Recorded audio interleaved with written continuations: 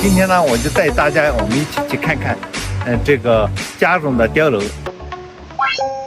你看，我们看见我们的这个藏式碉楼的这种门呢，很矮嘛。为什么这么矮呢？藏式的这种建筑呢，它主要是我们在非常高的这种高寒地区嘛，万一很大的话，那它就不保暖了。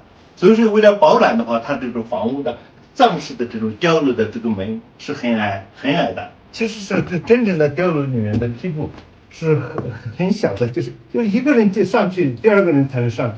其实这种呢，我看远古时候它有它的道理。比如说有强盗来抢我们家里面的财物啊什么的，他这一根木头的这种梯步，你上来过后，我是直接把你掀下去。很多帐篷在远古的时候，你看它的仓口是很小的。你说一个成年人如果从这里面钻进，你钻不进来的。